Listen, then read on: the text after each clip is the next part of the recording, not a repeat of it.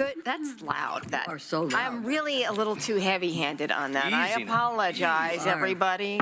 Too much good food or caffeine this morning. You're saying shut up. Welcome to the April 17th council work session.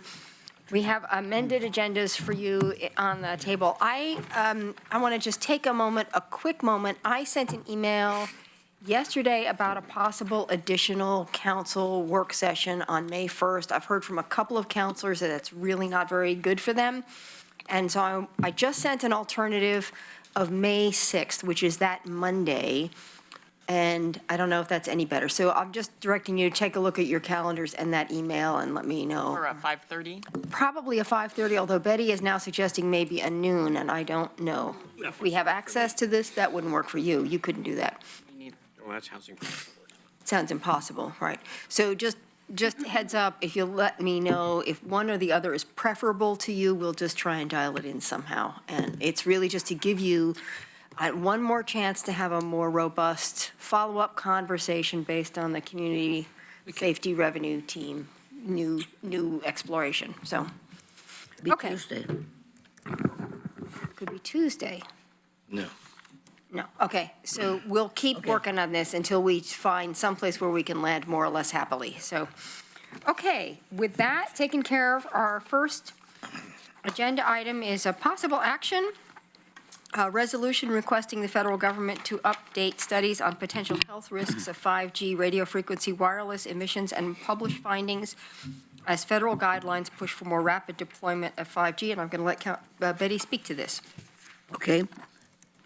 I move to adopt a resolution requesting the federal government to update studies on potential health risks of 5G radio frequency wireless emissions and publish findings as federal guidelines push for more rapid deployment of 5G. In other words, it's really urgent because it's happening fast. We have a second. Second. Discussion, questions about this? Do you want to speak more to it? I think we've heard enough from people who are very concerned, and it is something that's happening rapidly, and anything we can do to express our opinion, I think would be appreciated by the public, and maybe it would help.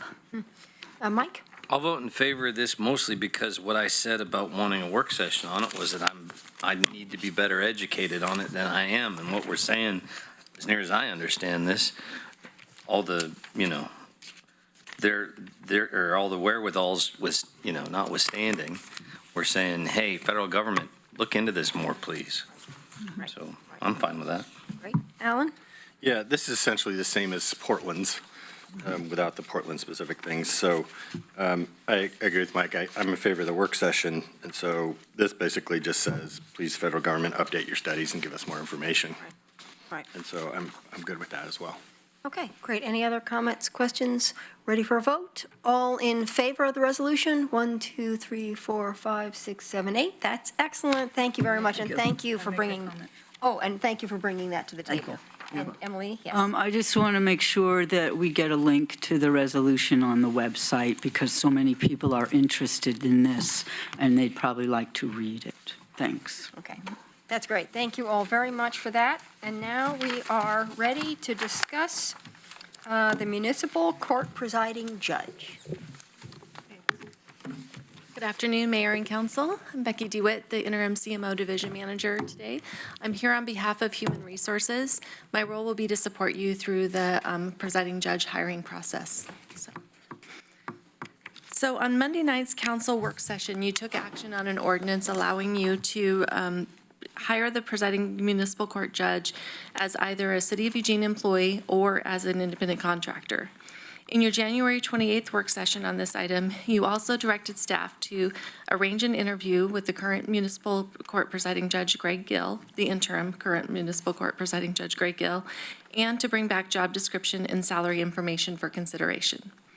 Today's work session is an opportunity to discuss the job description and salary for this role, should you choose to fill it as a city employee. We will be asking for your direction and approval on both of these items. Once we complete our work here today, we will proceed with setting up an interview with Judge Gill in a future work session based on your previous direction. Your options will continue to include interviewing Judge Gill and considering him for a direct appointment or proceeding to a competitive recruitment process. The job description provided in your council packet includes feedback from retired Judge Wayne Allen and is the same information you received in your January work session on this item. At your places is a handout that includes salary placement options. The base salary comparison information is the same information that was included in your packet. It takes into account information from other Oregon courts, as well as the police auditor and division manager level 2 salary ranges within the city. Based on this comparison, we recommend setting the salary for this role as either an average of these roles, which is reflected in option 1 in your handout, or within the existing division manager salary 2 range, which is reflected in option 2. This option would give you some flexibility to negotiate with your selected candidate prior to finalizing a contract. Once you've selected a candidate, our recommendation is to align the contract with the structure of the police auditor contract wherever possible. So at this time, I'll turn it back to Mayor Venus, as I'm hoping to answer any questions you have and get direction from you regarding both the salary and job description recommendations. So do I have anybody with a burning question? Mike, go for it. Thank you, Mayor. I don't know how we're going to structure that interview process yet, right? Oftentimes when we do something like that, we have a set of questions to ask everybody the same questions and, make it as fair as possible. I have other questions that I want to ask, and I don't know I guess I'll say, before we interview Judge Gill, I think it would be important to have him aware of some of the things that may be asked. And if I have the opportunity, I will ask him, I can't believe I'm going to cite this, but the Weekly ran a story about essentially making the claim that community court doesn't work. I don't know if I put much stock in that story, mind you, but I am going to want to ask him more about his feelings, thoughts about some of the criticisms of community court and why he thinks it's a valuable thing for us to continue to do. And, maybe where there's opportunities for growth. So I think it'd be best if he knew that was coming before we had him at the table. Absolutely. Can I respond to that as well? Yeah, please. And I think our intention would be, if we were to do, for the interview process, would be to solicit from all of council any questions that you have Sure. that you would like included in that process. Okay. Thank you very much. Emily? Just a question about the option 1 and 2. Can you give me some examples of what we would be negotiating about for the salary range? For the salary range, it's just basically what the base salary would be. The other thing that would potentially be part of the contract that would be what the mechanism is for any salary raises. So in option 1, there wouldn't be raises? No, both options would include raises. The only difference is your annual base salary. If you elected that option as your option today, that would be what you would need to offer to whoever you selected for the role, barring any additional council action. Option 2 gives you a range in which that salary could be negotiated, and then at that time, you would land at a rate. With both options, salary increases would be part of the contract. I guess I just don't understand what those negotiations would be, is it, I'll pay $5 for that purse, no, I want 8? No, the negotiation is related to the base salary. So in option 1, you're saying that the base salary would be the $132,793. In option 2, you could land that base salary anywhere within the range that's listed in option 2. Can you tell me what Judge Gill, I know he's hourly, but what he makes each year roughly? I don't have that information, but I could get that to you. Because I don't think I'm ready to choose an option until I know where he starts now. So one difference that would be important to let you know about is today we have contract judges, and so it's different. It's a completely different structure than what this would be as a city employee. A city employee includes a base salary as well as the benefits and retirement package. And so the aligning it with the city employee gives the opportunity for the municipal court judge to have the benefits packages, et cetera, as well. So So I'd like to know what those benefits packages are worth, since they'd be on top of the base salary. And I'd still like to know what he's making now, because that make a difference in the negotiating. Correct. When we got to the negotiation period, we would definitely include a total compensation statement that includes all of what those benefits packages would be worth, so that he could make a side-by-side comparison, or whoever you chose to select for the role could make a side-by-side comparison to include in part of the negotiation. Okay, thank you. Okay, Alan? A couple questions. The average of the wages, does that take into consideration the Beaverton geographic pay differential? It does. So the average includes the reduction of the Beaverton? Correct. The reduction of the Beaverton role is reflected in the number that you see here. And so option one and option two, option one is basically just a salary based on the average, and then we would go from there and say merit increases or cost of living on an annual basis and prove that because he's an employee, and the council would make that decision on an annual basis. On option two, we're basically saying this person, the judge, is a Division II manager equivalent. And they would be placed in that salary range, and we would decide where they are in that salary range, and then they would just be in the normal course of things that, with regard to that range? No, what would happen, what we would recommend would be to actually include within the contract for this position what their eligibility for raises would be. And so, for example, the market adjustment pay, which is the city's version of a COLA, could be included in that contract, aligning with whatever the non-represented employees get. And then you would also include the mechanism for what percentage of raise the position would be eligible for annually. And not familiar with HR speak very much. What is a division manager two? Who are we talking about? That role includes things such as the finance director, police captain, those types of roles. So the high-level roles that have a significant amount of responsibility and impact in the city. It's not the same as the executive managers. Correct. One step below that. It is below the executive managers, that's And the correct. difference between executive manager two and the executive managers is what, 5-10%? On the top? I don't know that off the top of my head. I should, but I do not. So in any case, we would be, it's just a matter of preference whether or not we want them to be in the range, step and range system, or we want them to be just an average and then go from there. I kind of tend towards putting them in the step and range in relationship to the other managers that are equivalent responsibility, and then on an annual basis dealing with it.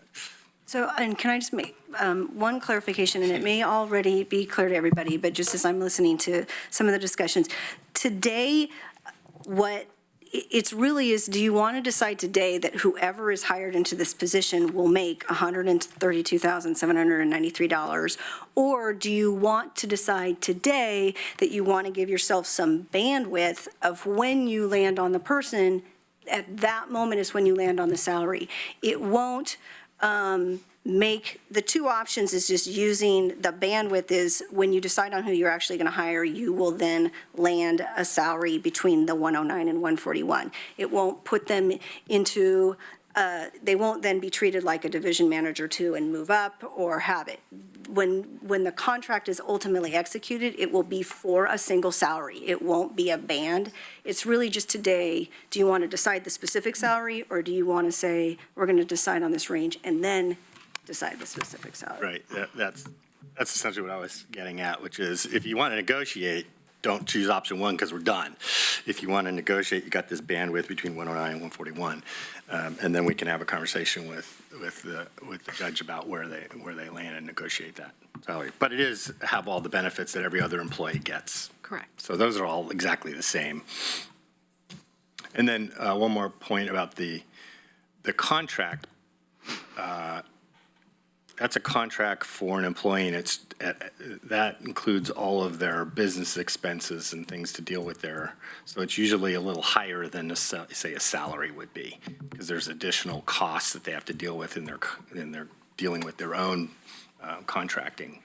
That was for, under the independent contractor model, what you're talking about. Yeah. So assuming you're taking the option of employee, then this wouldn't include any of that. Right, so it's difficult to compare Yeah. that contract price, because it has all a bunch of other stuff in it, to this price or this salary, because they're not the same thing. It's apples and oranges. Correct. And it seems to me that when we had this first round of discussion, you laid some of that out in the AIS, so we got a lot of that information, so I think that's in your packets from earlier. Okay, Claire. Thank you. So Alan asked a question of something to do with the Beaverton presiding judge. He seemed to know something, but didn't want to share it with the rest of us. What was he referring to? Do you know? So when we do salary comparisons, when there's a different cost of living that's significantly different between two jurisdictions, in order to try to make as much of an apples-to-apples comparison, we would include what's called a geographic pay differential. And I see. so we adjusted the actual salary based on that pay differential to be able to allow an apples-to-apples comparison. So you've adjusted the numbers here according to that differential? Correct. Okay, that's helpful. So I had some of the same questions that Emily had, but actually thinking about it further, I do agree that the contract employee and wherever, Judge Gill is now and where Judge Allen was isn't necessarily the most useful comparison for us because the base salary, because they have to buy their own health insurance and all the other things that comes along with being a contract employee. So I don't have questions so much any longer as to the interview questions, I think it would seem fair to ask Judge Gill about the community court just because he was part of setting it up. And I think it's important to our understanding of how he's going to go forward in this role, should he be the person we hire. I would prefer, and I'd be willing to vote today on option 2, and just to give Counselor Semple a little more understanding, the negotiation is you might offer the person that you want to hire for the job a particular salary within that range, and they may say, no, I want it to be higher. And so that's the idea of the negotiation. And so if we picked option 2, we could negotiate within that range. If we picked option 1, then the person who applies would know that that's the salary that's being offered when they show up for the job. So, at this point, I've leaned towards, not doing a full search and interviewing Judge Gill, going forward from there, but we may decide whether it's Judge Gill or some other applicant that we want to be able to have that ability to have the range to have some flexibility within there. And based on the other salaries that you've offered us in comparison, I think that range makes sense. We've kind of gone to a lower end in some ways. And I don't have any questions about the job description. I would be ready to vote on that today as well. Okay, great. Chris? Thank you. I'm wanting to approach this in terms of the position, not who might be in it. So Joe Blow could be in it, so I'm approaching this as the position of municipal court presiding judge. And whether it's a contract employee or if it's an employee of the city council, just like the auditor, the city manager, there's a contract. And within that contract are the terms of what their compensation, expectations, all the other things are. So there's a contract where you can talk about that stuff and negotiate that stuff, and that's an important part of when you hire them as an employee, you have to negotiate a lot of those kinds of things. With that in mind, I think option 2 is also the best option because it gives you that flexibility to negotiate within a range, so it's not unlimited, but it also has a relationship to what other positions are within the city. And I recognize you're going to hire them at a set amount, and then they will go from there according to the terms of their contract.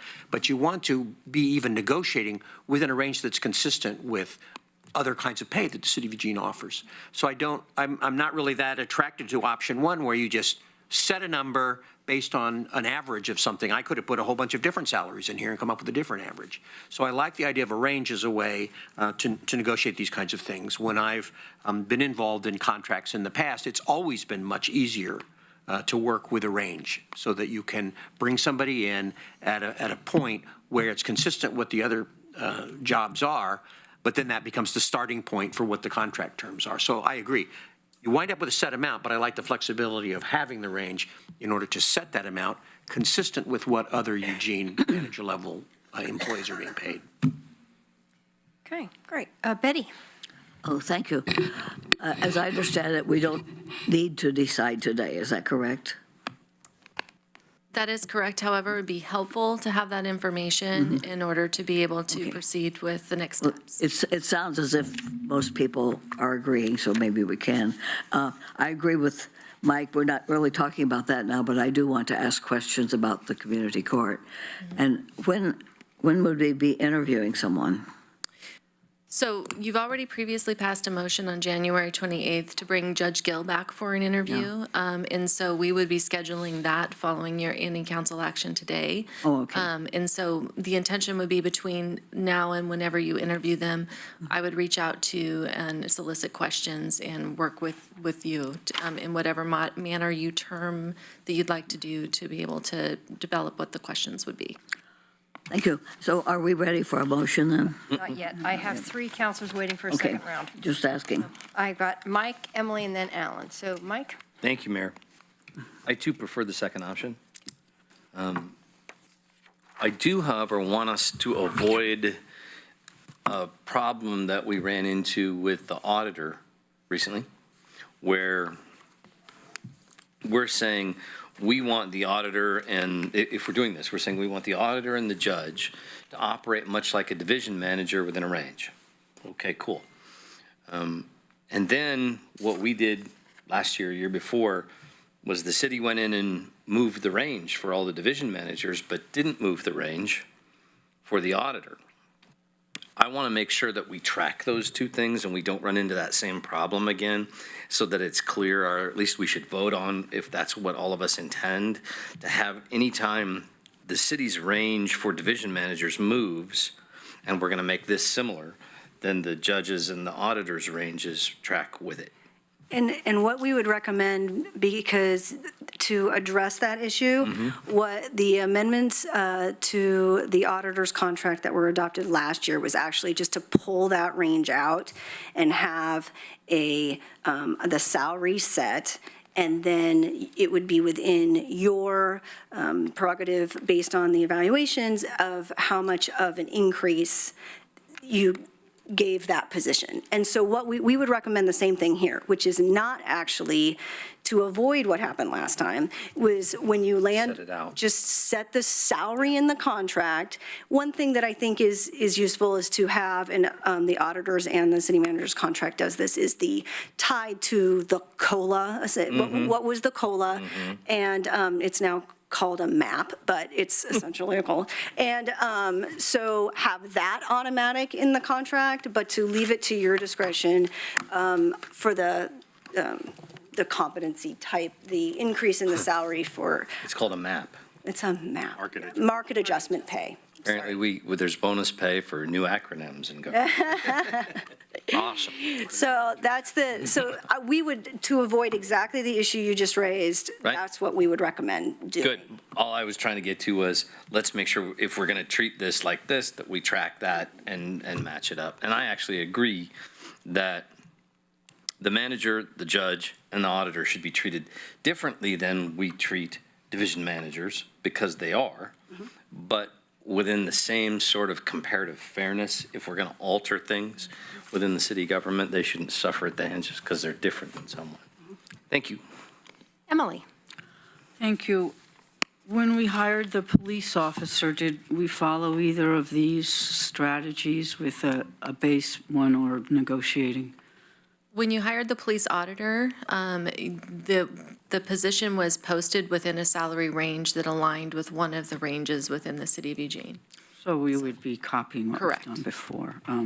Thank you. I do think, though, it is sort of like my purse example. I'm offering $5. The purse seller wants $8, and we're going to get down to $7.50 or something. So I think that that example does apply. I'm going to vote for 2. Okay. Alan? So I was tracking until you said what you said, Catherine. Oh, sorry. So that if we're going to put the negotiated salary in the contract, then where does the range, and the purpose of the range is just to constrain the negotiation? And where does that show up? So at some point after the interview, and either you go out for a fuller search or we're discussing Judge Gill, the council will have a discussion of what you want to pay him, or the successful candidate. And so that is where it just puts some bumpers, it gives you some parameters and puts some bumpers on what that discussion looks like. And so when you're discussing what you want to do, could you change it at the time? Yes, you can. But we want to be able to have a system in place that if, in fact, this goes out for a search, we can have in the salary or the position description, the salary range that will be considered for the position. So ultimately, the salary you land on will be in the contract. It will be discussed by council, and you authorize the council president to execute that And contract. the range would show up in the job description? Yes. Okay. That's where we would expect to see it. All right. So I'm good with that. One more question related to one of the training and experience qualifications part. The final bullet in that section, desired but not required is experience in community court administration, other forms of alternative jail programs. If I recall correctly, at least my comments were, why would we not want to have that be required as a, we're doing the community court now, and I don't think we're going to get rid of it anytime soon. Why wouldn't we have that as a requirement? And have it just say, experience in community court, and delete the desired but not required? My understanding is there's very few community courts. So for example, when we look at the comparators, none of the comparators actually have a community court. And okay. what's needed for this position is to have a level of problem-solving skills. So there might be other alternative things such as mental health courts, et cetera, that could actually qualify somebody for this role as well. So I think that what we typically try to do in a job description is give yourself as many options as possible. So while Judge Gill has that experience, the next person might not, because it's a very limited use of community courts around the country. Correct. Same with police auditors, but yeah. Okay, I'm good with that then. Thanks. Okay, everybody settled? So I know that you've just given language. I'm assuming that we're voting on option 2. That's the language. That's the language you've given. Okay, all right, You'll so. find out when I say it. I just didn't, it's the no surprises, it's the no surprises rule. Amendments are a beautiful thing, who knows? Okay. I move that we move forward with a presiding municipal contract judge's salary consistent with option 2 and with a job description consistent with attachment A to the AIS. Second. Any further questions, discussion? All in favor? 1, 2, 3, 4, 5, 6, 7, 8, and none opposed. That's excellent. Thank you very much. That is great to be moving forward. We have time to toss. Okay. And now we are ready for Inclusionary zone. the long-awaited discussion of inclusionary zoning. Long indeed.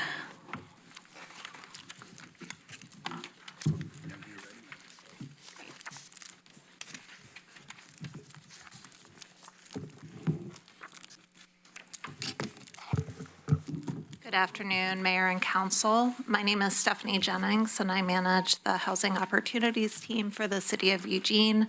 I'm here today to talk with you about inclusionary zoning. And so this is in response to a poll, a council poll, and this is also a follow-up work session from a work session that was held in 2017. And so today, I'm going to try to briefly cover some different elements and make sure to leave plenty of time for discussion. And so the things that I'm going to cover are just briefly describing what is inclusionary zoning, providing an overview of how inclusionary zoning programs are used across the country, talk a little bit about what is possible in the state of Oregon, also talk a little bit about our local market conditions, community perspectives, and then leaving time for questions and discussion. So moving on to the, you all have copies of the PowerPoint presentation in front of you. When we talk about inclusionary zoning, sometimes it's also called inclusionary housing. It typically refers to local programs to build affordable homes as part of market rate developments. The goal of the program is to increase the number of affordable housing units and also to integrate them within market rate developments throughout the community. IZ programs have been adopted by jurisdictions across the country, and I'll go into more detail in that regarding that in just a moment. In Oregon, Oregon adopted SB 1533 in 2016, and this is the same legislation that created the construction excise tax. It permits a limited form of inclusionary zoning and repealed a prohibition that had been in place since 1999. Portland is the only jurisdiction in Oregon at this point with a mandatory inclusionary zoning program, and I'll provide you with some more details about their program in just a moment. So when we look at inclusionary zoning programs outside of Oregon, we know that these programs exist in over 400 jurisdictions in 27 states. The largest number of them are located in California, New Jersey, and Massachusetts, where they're strongly encouraged by the statewide planning and housing development framework. The most impactful programs are located in California and the DC metropolitan area. And so the most well-known inclusionary housing program is located in Montgomery County, Maryland, and produces about 350 units per year through that program. That county has about 1 million people and is about 10 times the size of Eugene, just for a little bit of context. We know that these programs vary dramatically in focus and structure. Each state has a very different policy context for their development, and this makes it hard to actually find comparables and to think about how those examples would actually compare to what we can do here in Oregon. Many of those programs do have large homeownership components, which is quite different from what we're permitted to do in Oregon. Most offer incentives as well as options for developing on-site, off-site, or for the payment of what's known as a fee in lieu of including the development in the affordable units within the development. So moving on to the context for Oregon, SB 1533 established a number of required program elements as well as parameters, which essentially limit what we can do at the local level. I've summarized here the most significant elements. Regarding development type, inclusionary zoning can only be applied to multifamily buildings with 20 or more units in the building. So if you had a 19-unit structure, you could not require inclusionary zoning as part of that. The percentage of dedicated units is allowed to be up to 20% of the units in the eligible structures. when affordability is defined within the statute as well. And so the rents for dedicated units will be affordable to households earning 80% of area median income and above. And so this is something that really means that it's more of a tool for moderate income housing as opposed to low income or very low income housing. The tenure, so it can be for rental or homeownership units. So in this case, a condo could have IZ requirements applied to it if it was in a building with 20 or more units.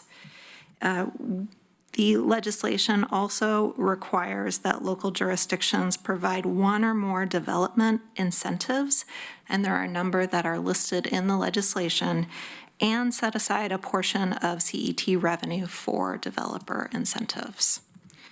The last requirement is that local jurisdictions must provide an option to developers to include the units on site or to pay a fee in lieu.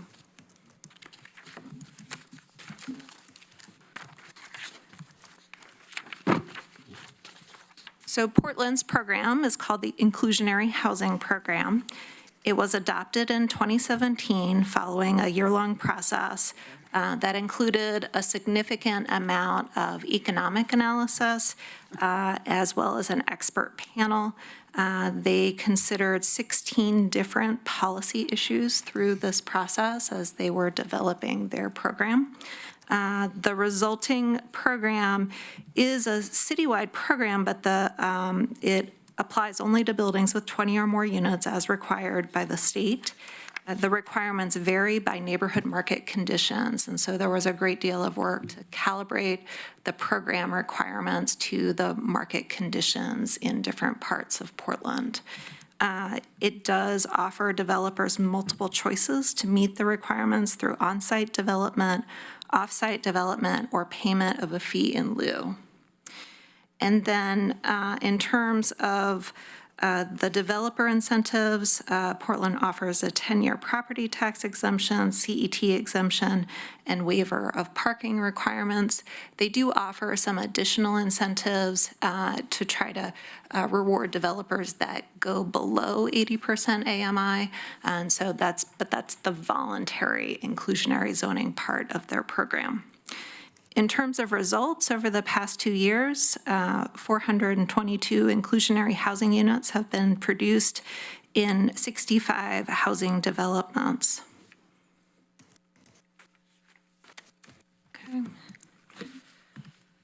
So as we try to take this national and information from Oregon and apply it to Eugene, I think there are several things that council may want to consider. First is the market conditions. I mean, the sort of basic focus of an inclusionary zoning program is that you're trying to get the private sector to develop these units. And so market considerations are an important item to think about. We do know from the work conducted through the Housing Tools and Strategies process, there's a report that Strategic Economics produced that talked about the feasibility of multifamily development at this point in time. The second consideration is volume of multifamily development in buildings with 20 or more units. This is going to vary from year to year, but looking at last year, there were 5 buildings developed in Eugene with 20 or more units, and those buildings had a total of 230 units. So if you applied the 20% calculation to that, you would have just over 40 units if all of them chose to develop affordable housing as part of the development rather than paying the fee in lieu. It would require the city to reserve a portion of the CET resources for developer incentives. And, I think for all of the reasons that I've described, it's a fairly complex program to develop and implement. And as a result of these many factors, both the Housing Policy Board and the Housing Tools and Strategies group prioritize other strategies to support the creation of affordable housing. So there's not a specific staff recommendation at this point, so we can move on to discussion and questions. Thank you very much. Okay, that's great, thank you. So I have Alan, Betty, Mike, and Claire so far. Alan, take it away. Yeah, I'm interested in the fee in lieu of option. So when how's that get determined? I didn't see that in the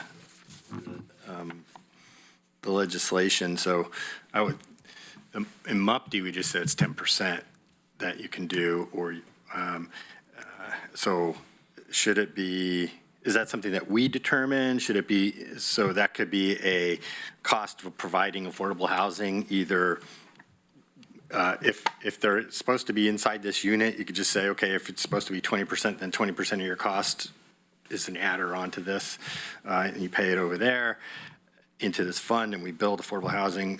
If you said it, but you might say the affordable housing units might be lower cost than the regular market-based units because of the amenities that would probably be in a market-based versus affordable housing units. And if you said it was just standalone, how much would it cost to go build those units all by themselves? That would be more, because that would be, there wouldn't be the economies of scale of building it within a building. So, or maybe it's just the straight 20% or whatever we said.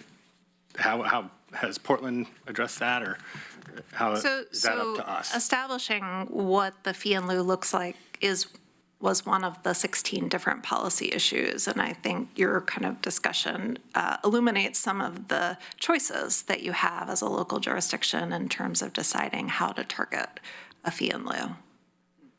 And second question, so the percentage of units, that's up to the local jurisdiction, would be up to us? We could say 17.7%? It can be anything up to 20%. Okay. And my problem's not with inclusionary zoning. I'm curious to hear what Portland did and other stuff. We're going to talk about that next, or did you already just cover what Portland did? I gave a high-level overview. I'm happy to answer additional questions about what Portland has done. Yeah, my issue with this isn't with the inclusionary zoning. It's with the way the state makes us do it. And the one thing in particular that is very problematic for me is on the very last page of the bill, which says that dictates how you have to spend the money if you do inclusionary zoning and a CET. So we're already doing a CET, and this says 50% of that would have to go to inclusionary zoning units. You don't get a choice, right? And then 15% towards down payment assistance and 35% towards affordable housing units. Yeah. So it dictates how you spend it. It does. Just to clarify, that is the distribution for the residential portion of the CET. And so there's a separate distribution for the commercial portion, and the legislation does not require that you set any of the commercial portion aside for inclusionary zoning incentives. Oh, and yeah, so, and so does anybody recall what the percentage breakdown between residential and commercial is on our CET? It was roughly 1/3 to 2/3, so 1/3 residential to 2/3 commercial. Okay. Yeah. So while I think that it is a good idea for the city council to, at a high level, allocate where we think the CET money should go, as we did with the marijuana revenue.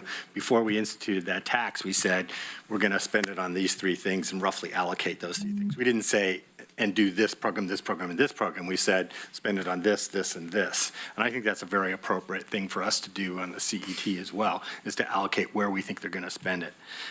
This kind of handcuffs us a bit, not as much as I thought, because it's only 1/3 of the amount of the money, but that is problematic.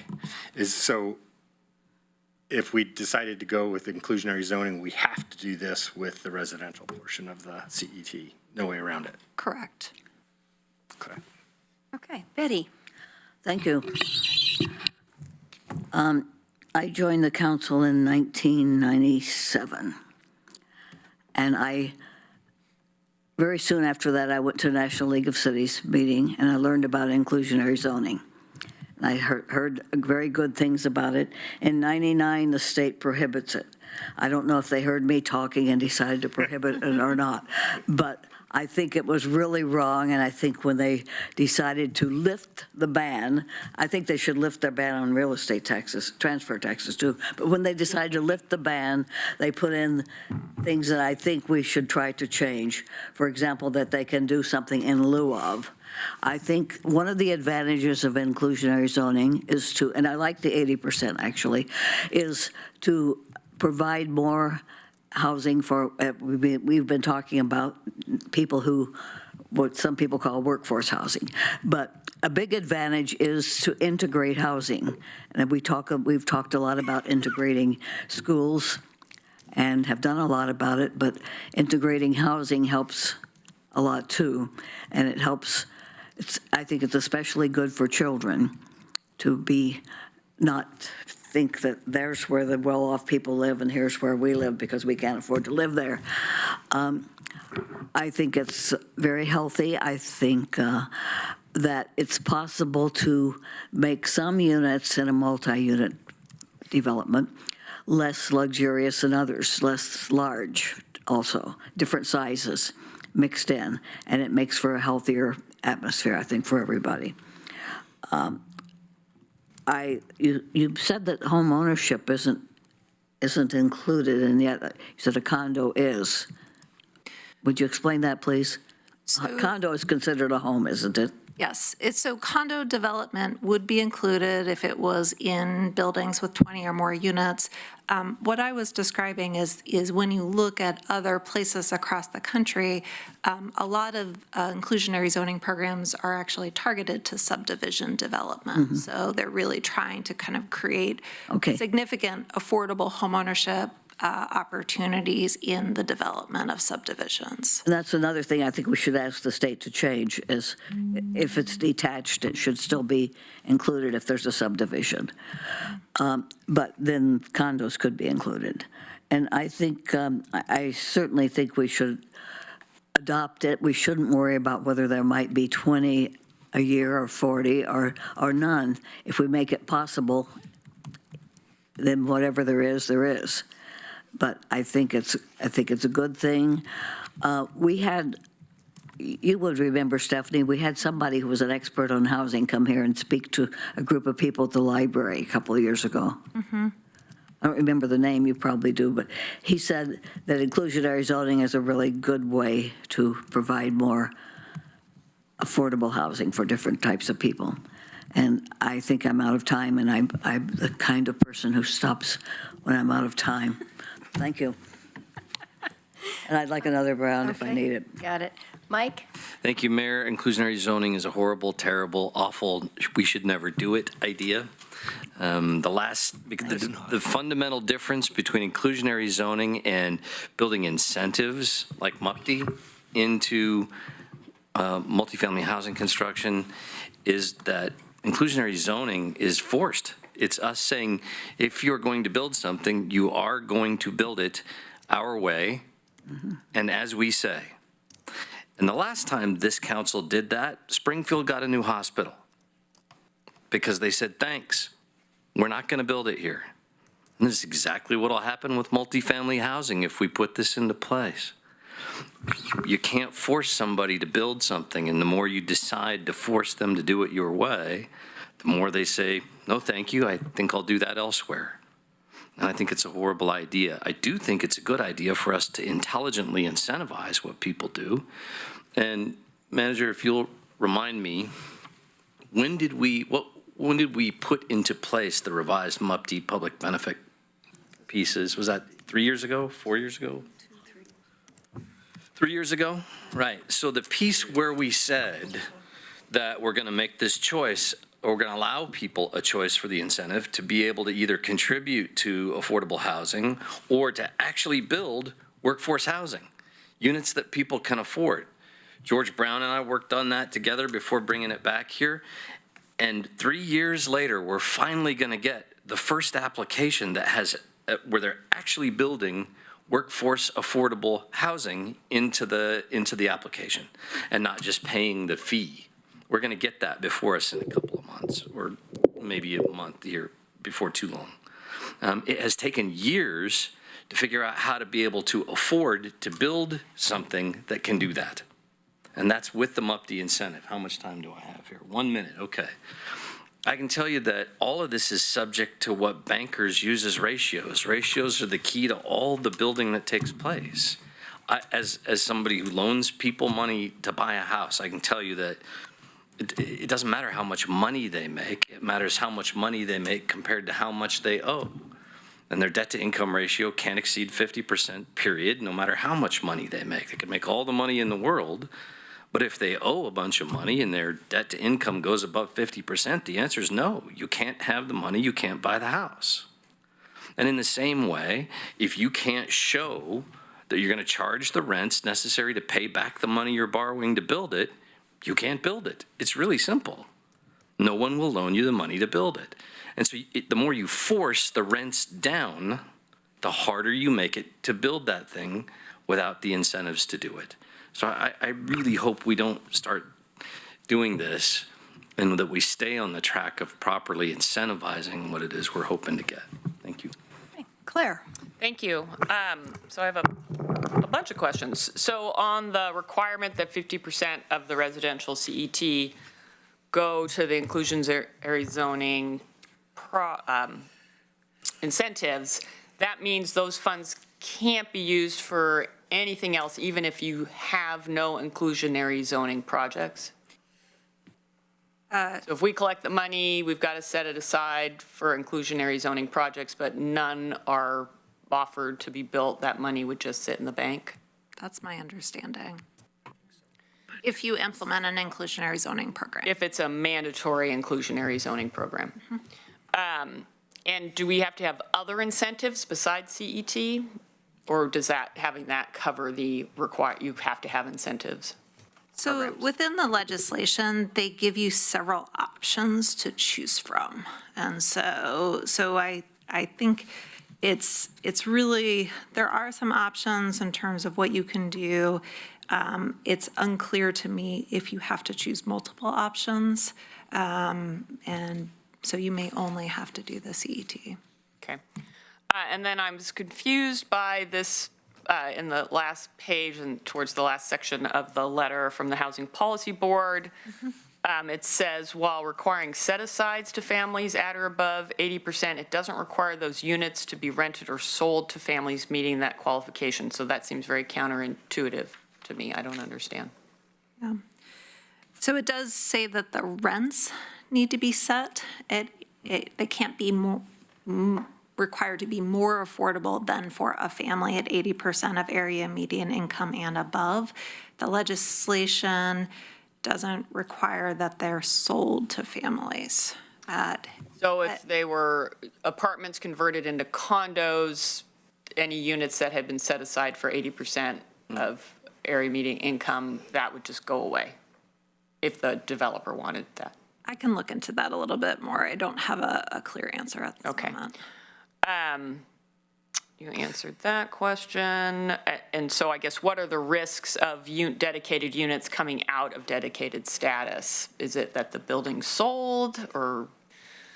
So, I mean, in the Portland process, I mean, they considered a lot of what are the long-term restrictions associated with these units and how to manage that long-term. And so in their case, I think they adopted a 99-year affordability requirement along with these units. But it's part of the policy conversation of how do you want to preserve those units. Am I answering your question? Yeah, you're trying. But it sounds like, I mean, can the city modify the program to require, so that's kind of going back to units falling out of the dedicated status.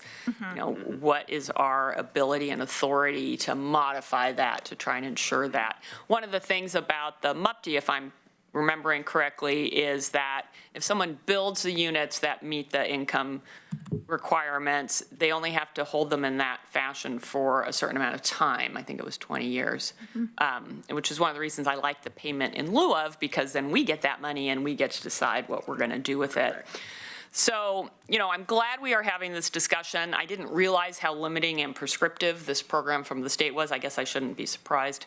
I want us to be able to use the tools we have to build more affordable housing for more residents, but it feels to me the way this program is set up, it might not be the best tool for some of the goals that we have stated.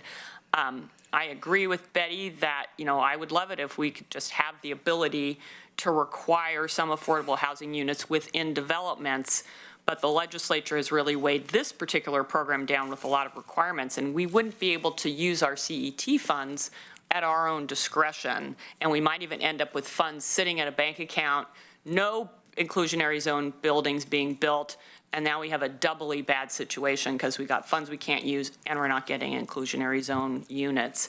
My last question is, would this all be less complex if we did it as a voluntary program? I think with voluntary programs, you have a lot more options. Working through how you want to structure that program is still a fairly complicated process. And but I do believe, yes, you would have a lot more choices if it's voluntary. Thank you. Thank you. That was actually going to be my question also about the difference between a voluntary and a mandated program, how that might feel and how that might play out. I'm just wondering if in your, you gave us these sort of high-level numbers about Portland, but I'm wondering if you can characterize that a little bit more specifically, like, was there a part of town? Was there a size? Was there, and I'm just sort of those 65, are they all the same? Are they really different? Is there any other anecdotal information about how this has played out? So there is a report that Portland did looking back on the program, and I can certainly send a link to that report to council to look at.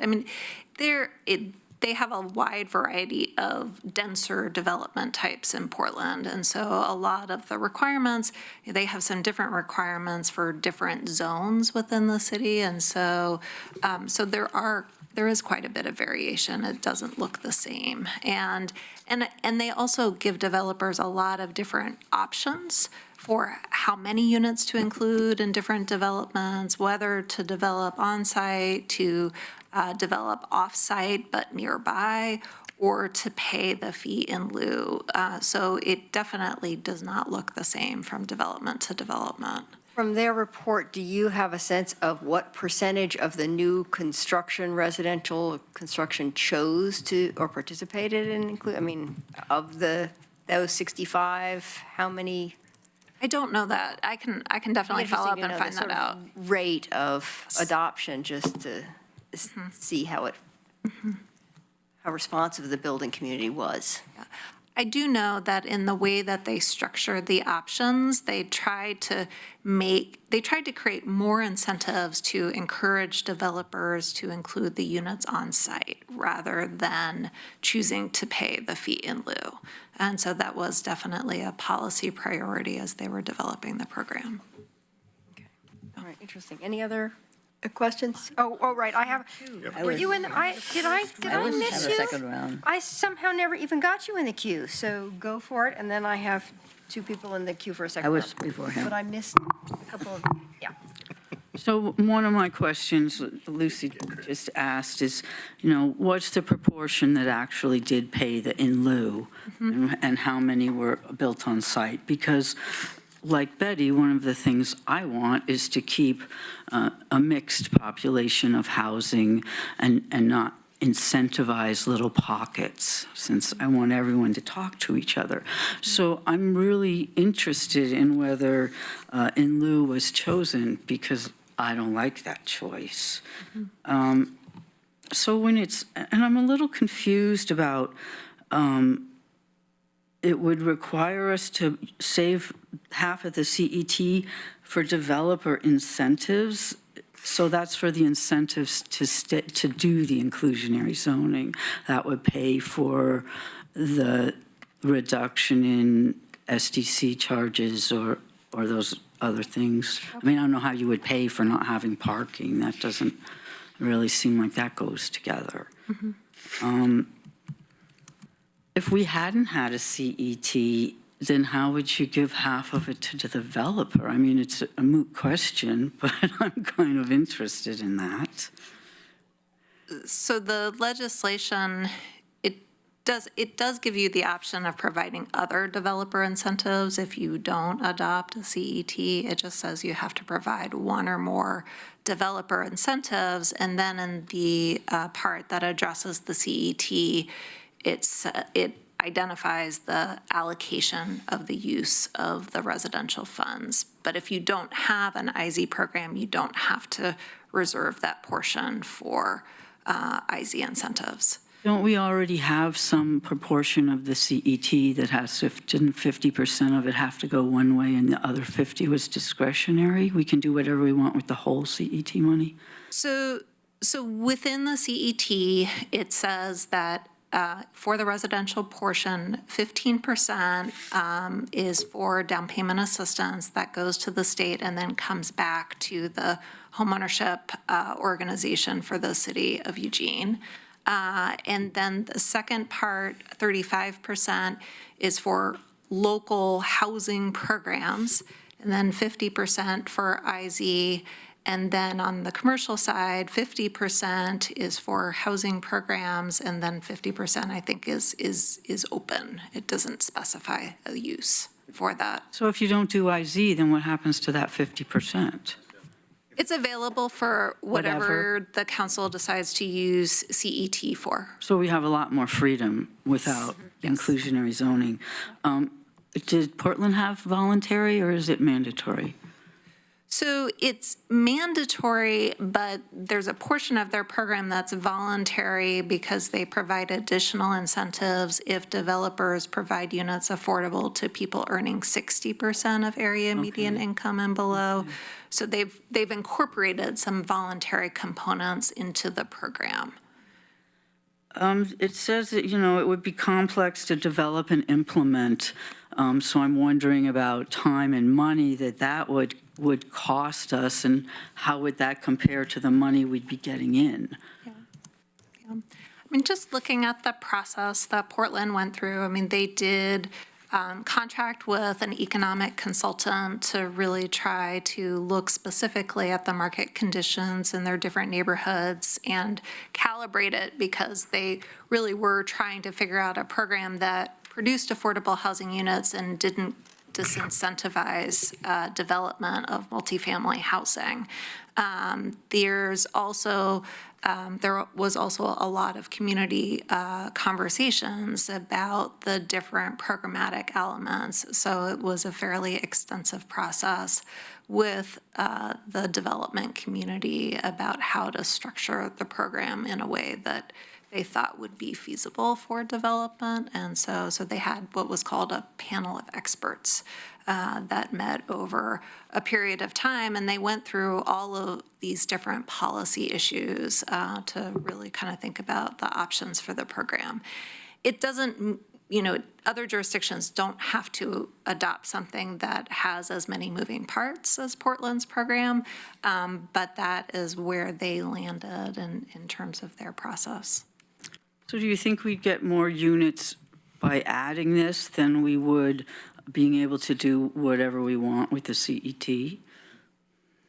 In my personal opinion, I think the greatest opportunity is to leverage the CET dollars in affordable housing developments and to try to integrate those developments throughout the community. And so when we kind of step back from IZ, it has the two goals of integration and creation of affordable housing units. I think there are some other ways in which you can incorporate those objectives into other affordable housing programs. There's also options with voluntary IZ, and so working with developers who could perhaps develop some more affordable homeownership units as part of their developments, consider different unit sizes. So that's really more on the kind of incentive side of how could we help this to occur. And would voluntary be just as difficult or harder than mandatory to implement? Well, so, at this point in time, all of our affordable housing programs are voluntary. it's based on the applications that organizations are making to the city and the plans that they're proposing, and the city then decides whether or not we want to support those projects. And I think the sort of piece of this, it's about exploring models, thinking about how to incentivize it, and developing those working relationships with the private development sector that really takes the time, because the more development partners you're working with, the more resources are really necessary to do that. Okay, I really appreciate that. I think that I would prefer the flexibility of doing what we want to with the CET, especially since the in lieu of choice is required. And, you know, if we don't do it, you can always do it later. Thank you for your answers. Thank you. Okay, I have counselors Betty, Alan, Claire, Mike, and Chris all wanting a second round. So Betty, take it away. Oh, you have a first round. Chris? Okay, go for it, Chris. I just want to add one point. One of the core discussion points I'm hearing, apart from the mechanisms and the structure and everything else, is the desire to be able to not ghettoize Eugene, to basically have our different kinds of populations dispersed throughout the whole community. And Eugene, for many, many years, has had a housing dispersal policy that was trying to achieve exactly that. And whether or not we choose to implement inclusionary zoning or any other thing like that, we absolutely need to be aware of and work towards the goals of our housing dispersal policy. And one of the things the Housing Policy Board has taken up and is considering doing is reviewing the housing dispersal policy, which has not been looked at since the 90s. So it's been over 20 years since that housing dispersal policy has been looked at. And I think it's an absolutely essential thing that we take a look at, update it so it's more consistent with where the community is. So if part of the rationale for doing inclusionary zoning is to try to disperse more different variations in housing in the community, I think there's ways to do that that don't require an IZ or any sort of an implementation of it. I think it's something we as a matter of policy have been trying to get behind, but I think can get behind even more forcefully with a review of that policy and in an effort to bring it up to date. So I would just remind folks that that's an independent effort that the Housing Policy Board is keen to do. And I would encourage the council to say, yeah, well, let's see how we can update our housing dispersal policy to make sure it is still consistent with the goals and values that we have as a community. Great. Okay, now we're really ready for second round. Betty, Alan, Claire, and then Mike. Chris. You want a second round? Thank you. I'm glad Chris came before me because that isn't at all what I'm thinking of. If you have a low-income housing unit mixed in with higher income, it's a different thing. I'm thinking of little reading groups in elementary school. You have the cardinals and the bluebirds, and the cardinals are the ones that are fast and they're all in the same room, and the kids all know immediately which they are. They know that if they're with the dummies or the smart kids. And I think that people who live in subsidized housing would still know that they are separated. What I'm thinking of is mixed in so that you don't, if it's an apartment building, you all go in the same main door. And in answer to Mike about whether they make enough money or not, as I see it, instead of having 2 large apartments, you could have 3 small ones. And the owner might end up with more money instead of less. You could make them of different expense to build. Different, one might have the plush carpet and the dishwasher and so forth, and another one doesn't. And if it were a housing unit, which I think we should have, I think we should try now so that in 20 years there might be inclusionary zoning, a different law from the state, if possibly. But if it were subdivision, for example, which they do have some places with inclusionary zoning, some houses could have smaller lots and have a single car garage or just a carport, and could be mixed in with all the others, like neighborhoods used to grow up automatically. But it doesn't have to be, they don't all have to be exactly the same. You could have some studios mixed in with other things, so that people who are just starting out could rent, or people who have downsized could afford them. But I don't know if there's any hope with the state legislature, but I think we should look at what's wrong with this bill and start now trying to change it. I had hoped that we would hear about cities in other states where they've had inclusionary zoning for many years and where it's been very helpful. I know that in Boston, the mayor told me a lot of years ago, I'm looking at that timer, that it's done a lot for downtown Boston. And you didn't mention states, but I understand that the whole state of New Mexico has inclusionary zoning. And there are a lot of places where they've had it for many years, a lot longer than Portland has, and I'd like to know more about how it's worked and how it has succeeded. Thank you. Okay, I'm popping in Jennifer, first round. Yeah. I don't know if you did research on this, but I just had a meeting right before this with a large affordable housing complex, Willamette Gardens. And one of the great things about that facility is that they have services for people who are living in that facility. And I'm wondering in my head, and maybe this is crazy, but you know when you go to a private school and everyone has to wear the same uniform because they think that's going to, create this situation where, everyone's the same, there's none of this kid has, worse clothes than another, but then everyone knows, who the kids are that are there on scholarship. And I'm wondering that if in these inclusionary zones, have they taken that into consideration? Like, do they still provide the same services that an affordable housing complex, at least in our area, often comes with? I think it really varies from place to place. So some places might require that they have some kind of partnership with a social service organization to provide resident services. Sometimes it really depends on the units that they're targeting. So in some places, they're really targeting 80 to 120% of area median income. So it's somebody who is really they just need a more affordable home. And then in other places, they're targeting lower income units or people who have more significant needs. And so in those cases, definitely there's a consideration for services.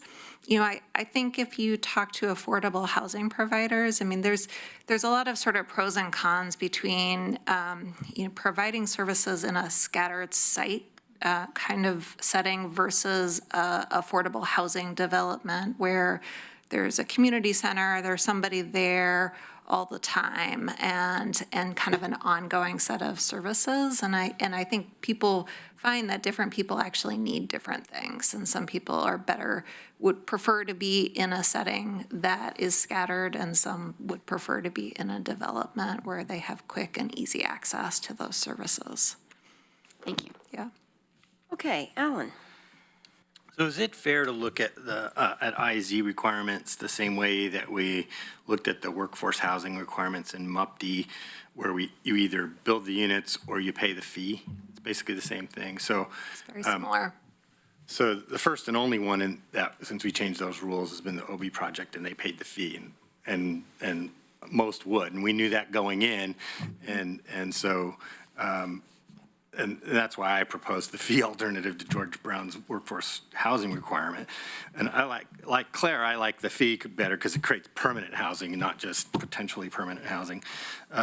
So this would act like the MUPD then for non-MUPD large, greater than 20 unit housing, basically. Yes. Another way to think about this. And so can you restrict the boundaries of inclusionary zoning like we do with the MUPD?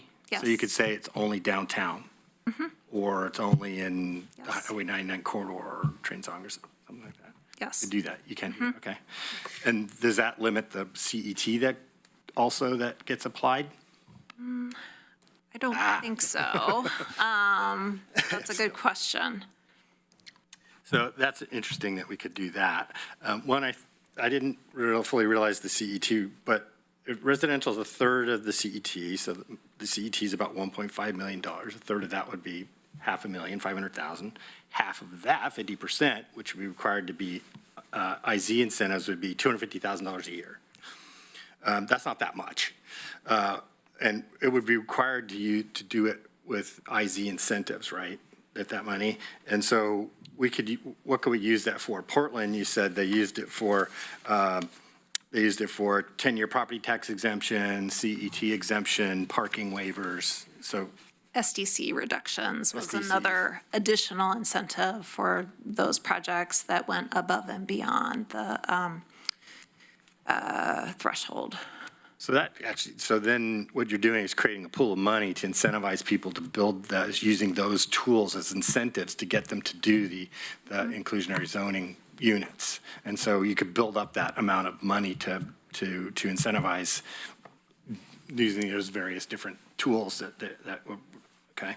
So that's actually different for me than what we were talking about initially. Do we have any idea of how many 20-plus units we're going to build over the next 10 years? Yes, of course. 7.4. Our goal is quite big. I 20 plus think units is pretty big. multifamily development will vary. It'll go up and down like all real estate development. And so, but looking over the past year, there were 5 buildings with 20 or more units. And so it's not, it's not a huge number compared to Portland. Yeah. Yeah. So at first I went, oh, this isn't a bad idea to start looking at. Then I looked at the restrictions and said, oh, I don't like this. Now I'm coming back around after I look at it a little more carefully and going, this isn't that bad of an idea. It's already what we're doing with MUPTI, basically. It's no real different than that. And so we're just incentivizing people in a different way. I'm not clear about the voluntary IZ. How would that work? The Housing Policy Board recommended voluntary IZ. Any info from Corvallis? Is that something you can bring back to us about how that works? How do you incentivize people to spend more money? So for example, right now, the city has an SDC exemption program, and it's targeted to 60% of area median income and below for rental units, and 80% of area median income and below for homeownership units. And that program is available right now to private, nonprofit, public developers. Their entire development doesn't have to be affordable. It could be a partial number of units that they're implementing in that development. And so, right now, it's a limited amount of resource that we have for that program, but that could be expanded. You could use CET revenue to support part of that. And part of it is working with private developers to encourage them to incorporate those types of units in their developments. I think another sort of, and you can do that without adopting an IZ program. You could just do that as part of the CET implementation, or as part of modifying the city's SDC exemption program. So the voluntary IZ includes incentives, waivers of SDCs, Yes. or the CET or something like that, so then we incentivize them to do that without having to be mandatory. Yep. And it could apply to anything less than 20 units, too. Yes, yes. It could apply to any type of development. Yeah. Okay. Greg, first round? Stephanie, so my question is in Portland and in other places around the country that have had inclusionary zoning, and I don't know if there's data on this or it's just something anecdotal, but where is this disincentivized market rate development? So somebody comes into Portland and says, I don't want to pay the in lieu fee. I can't, I don't want to build, workforce housing or whatever the case may be. And then they decide, well, we're going to go to Hillsborough, we're going to go to Beaverton or somewhere else that does not have an inclusionary zoning law. And, they decide to, build their development there instead of building it inside the inclusionary zoning parameters. So I'm just wondering, what is the disincentive, data or numbers, or, even what do you hear anecdotally about what happens when you have an inclusionary zoning law in a particular place and then is surrounded by other places that don't. I don't know the answer to that question, but I can certainly reach out to the City of Portland staff and get their impressions. And I think if you talk to folks in the development community and others, folks have a variety of perspectives about Portland's inclusionary housing program. And so it might also depend on who you ask in terms of the impacts. Has that somewhat similar effects happen in other places in the country who've had inclusionary zoning longer? So I don't know. There have been a lot of studies that have tried to kind of look at this. Honestly, I think the programs vary so much from place to place, and you're talking about vastly different market conditions. So, when you're looking at the DC metropolitan area, I used to live in Montgomery County, Maryland, and it's a very, very wealthy community, and it's a large land area. So there's a lot of large-scale development that's happening, which is pretty different from here. And so they had a very successful program. It's a very good program, but it's completely different in the scope and the market conditions that it's reacting to and the scale. Okay. All right, I have Claire and then Mike. Thank you. So I appreciate Chris bringing up the policy issue about our dispersal policy. I was going to ask about that. I knew we had one. I didn't know how recently it had been looked at. So I know I haven't looked at it myself in a long time. So I think that would be very valuable. I think it would be valuable, if that is going to happen at the Housing Policy Board level and then come to the council for us to look at it, because it's it's coming into our conversation, and so we might as well have a deliberate discussion about it. I know it's not exactly what Betty was speaking to, and I like Betty's vision of residents all going in through the same front door, but unfortunately, there have been cases, I can't remember the specifics, it might have been in New York City. I saw an article about, a case of a building that was built under inclusionary zones, and they actually created a separate door for the lower income residents, and it still contributed to the negative dynamic that Betty's goal is trying to get around. Our MUPTI program, which Councilor Taylor doesn't support, actually does have provisions for integration. I guess we've got our first application from a developer who's actually going to do integrated units. So that's encouraging, and we can see how that plays out. So I would like to learn more about what a voluntary program would look like, if there's enough will on the council to look at that. So as Councilor Zelinka mentioned, I would appreciate if you were able to connect with folks at the City of Corvallis and even get some preliminary information about how things are going, but also what their process was and the particulars of their program.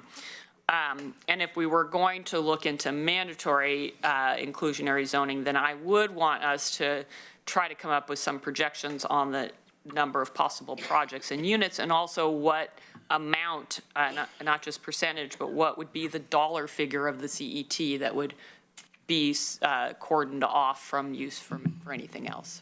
Okay. Thanks. Great. Mike. I'll go fast. I got a lot. Alan, the answer to your question about how many do we need is 6,600 units. We built 100 units above 20 last 2 years, something like that. Isn't that what you said? I'm sorry. In the last 2 years, we've built maybe 100 units of multifamily that are above 20 projects. Isn't that more or less what you said? We have built 230 units in 5 buildings that have 20 or more units. We need 6,700 in order to get our goal for Envision Eugene. Before 2035, we agreed we want 6,700 new units of multifamily housing. That's 73 hubs that need to get built in the next 15 to 16 years in order for us to complete our own goals, and I think they'll be short of the demand. That's why I agree entirely with you that anything that we can incentivize to see built better is a wise thing for us to do. I'm all for it, because I'm here to tell you, we are never going to get there, and the cost of housing is going to be much higher unless we're willing to step up and say to people who build houses, we're not trying to make it harder on you. We want to make it easier for you because people deserve a decent place to live. And so I'm entirely with Claire. I'm all for it. If we want to incentivize that, I think that's great. The interesting thing about mandatory inclusionary zoning for me is if you are a part of building an affordable housing complex, you may decide or put into place rules about the income of the people who get rented to. Is that correct? If a private developer under inclusionary zoning builds units that are more affordable, or however you want to talk about it, are they mandated to rent those to people with specific incomes? That's a question I would want to look into just to confirm. Because my understanding is they're not. They can rent them to anybody. Inclusionary zoning tells you what you have to set for rent, but it doesn't mandate that low-income people have to actually get the units. And so I really think that may be something, and when it goes away is another question altogether. For me, one other question. You said 15% towards down payment assistance. Is that money that we're going to transfer to NEDCO, or are we going to create our own program like Springfield? So what the state requires, you Pass through. pass it to the state, and then they give it to the regional homeownership NEDCO. organization, which serves Eugene, which is NEDCO. Springfield created their own, yes?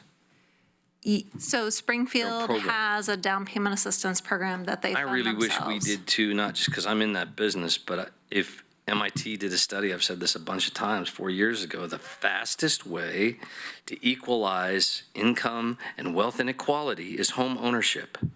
And Eugene has one of the lowest rates of home ownership of any city in the state. We're like 47% ownership, something like it. Mm-hmm. If we were doing more to build down payment assistance programs to help people of lower income buy homes that get built, more homes would be built for them to purchase. And I think that's the actual idea that we should be putting more time and effort into, is how do we make it easier for people to buy homes and grow assets and get out of poverty? Thank you. So, thank you. Thank you all. It sounds like there are serious things to follow up, what a voluntary program would look like, some of the questions about how this could be massaged a little bit, certainly a question about the housing dispersal policy, whether that would go back to the Housing Policy Board. I would also say this was also one of the items in the Housing Tools and Strategies list of options. So we actually have a structured way for it to come back to us again, and so maybe those processes can be integrated a little bit since it's part of that same conversation. Yeah, I think what we'll think about is where do we go with this conversation? Because there are several pieces to this conversation. So we'll probably need to give a little bit of thought of Right. what that is and then think about how we do that. Right, and I think a question about whether this is a question of scheduling another work session or whether some more clarifying information to council first to feed into a next conversation, so. And the role of the Housing Policy Right. Board, how's their continuing role in this conversation as well? So Yep. we'll give some thought to all of Okay, that. that's great, that's great. Okay, thank you very much, it's a very interesting topic, glad it came back. We're adjourned.